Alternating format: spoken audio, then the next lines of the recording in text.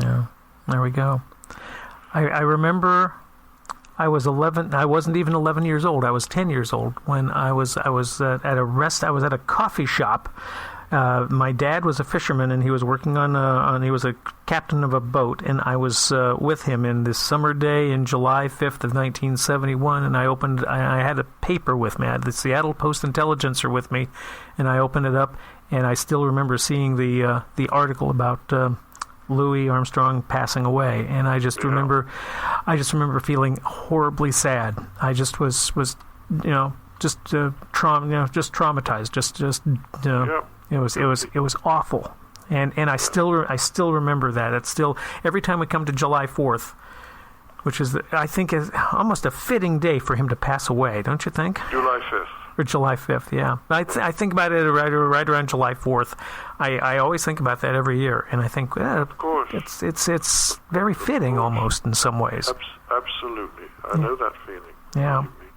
What's next for you now? We've got the book out. Is there another book on the way? Well, I'm actually rather busy, but I'll tell you what's there. There's a novel on which I'm working at the moment, which should hopefully be finished next year. A collection of short stories will be coming out soon, and I've written a play which has had 3 professional readings, and I do have a director very interested in that play, but all the theaters are closed. Right. So as soon as the theater's opening up, you might see the play. There we go. I hope so. Let's get Duped. Where do we find it?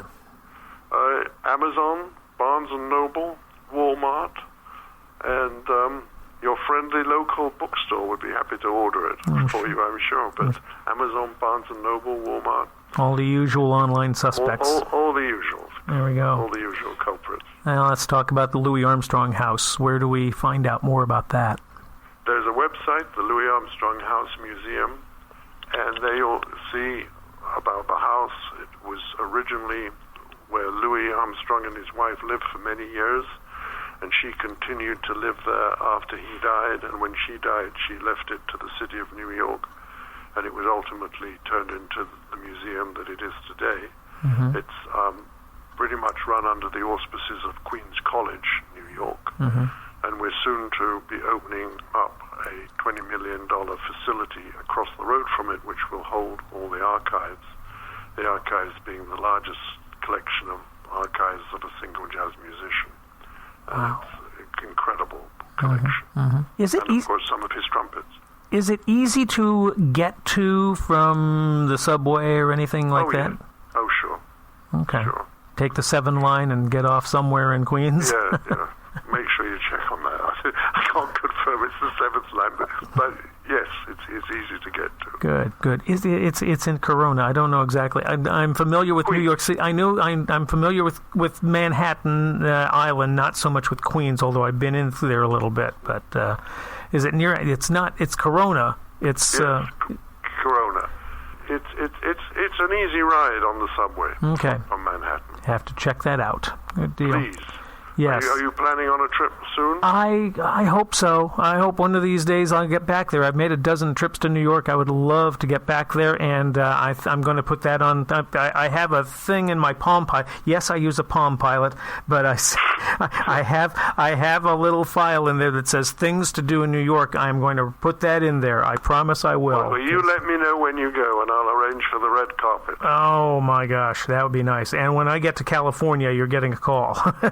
Terrific. I look forward to that. I thank you for the time. This has been fabulous talking with you. Thank you so very much. It was good talking to you, too. Best to you in Beverly Hills. Take care, sir.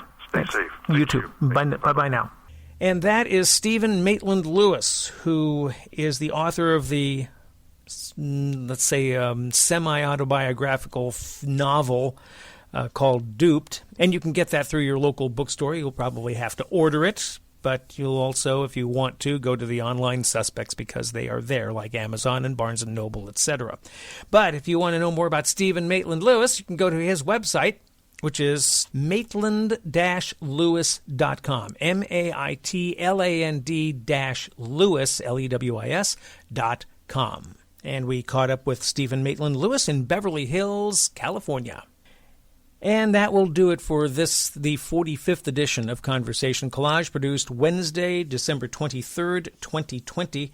In our next edition, we will have financier, interviewer, talk show host, and now author David Rubenstein, or David Rubenstein. He is the host of the David Rubenstein or Stein show on Bloomberg Television, and he has taken his some of his interviews and put them in book form, and it's called How to Lead, and we had an interesting chat with him, and we'll have that on our next edition of Conversation Collage. Check us out on Facebook, check us out on Instagram, Conversation Collage Podcast for both of those. Thank you for listening. I appreciate it. Ken Johannessen here. Catch you next time. Be good to yourself.